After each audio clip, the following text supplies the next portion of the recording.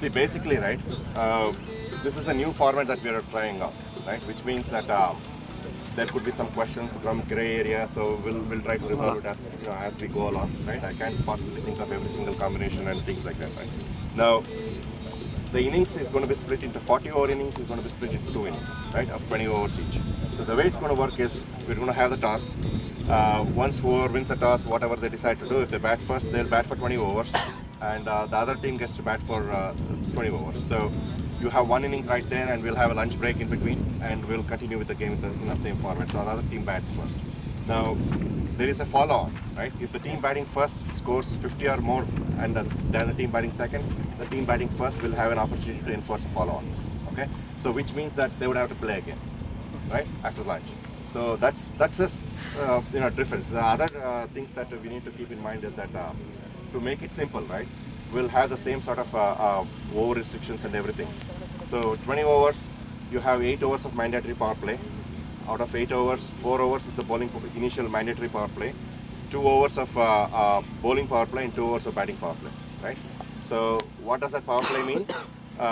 The first 4 overs of power play, only 2 people can be outside the 30-yard circle, right?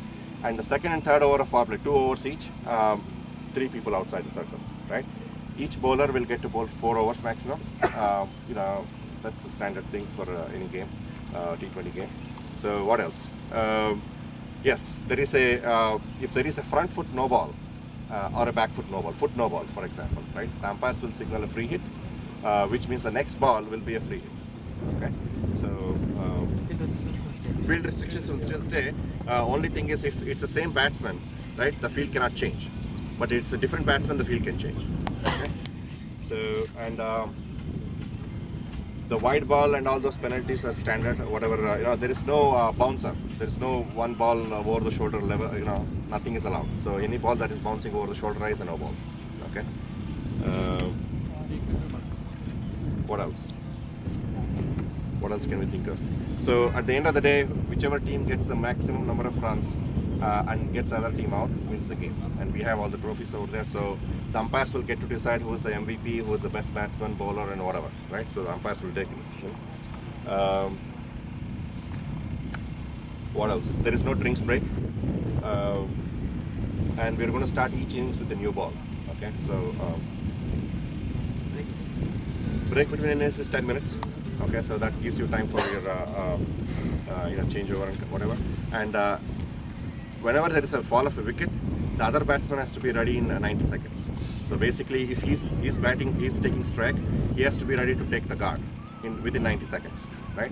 And if the other batsman, non-striker is facing the next ball, the other non-striker has to be in a position to play the ball. Okay, so within 90 seconds. So wide ball, all the markings are done, I believe. So that's all taken care of. So any questions? What's the penalty for the 90 seconds? See, there is something called a timeout. So the batsman can be dismissed timeout. So if the fieldings are appeals, of course. So Yeah, I got one.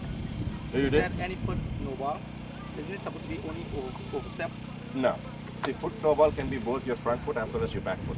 So I know that one, but I know. So any foot no ball will keep that simple. Will any foot no ball is a free. As much as I know, it is overstep. So it's up to the teams. See, I mean, it does not necessarily mean that the opening batsman has to always open the innings, right? It's a 20-over game.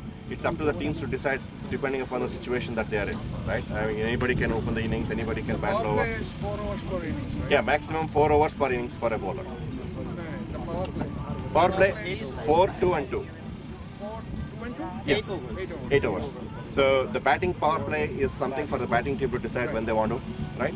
So that's, any questions? Any questions? Same thing that we had for T20. So it's called keep it simple. So any questions, guys? We're all good? Yeah.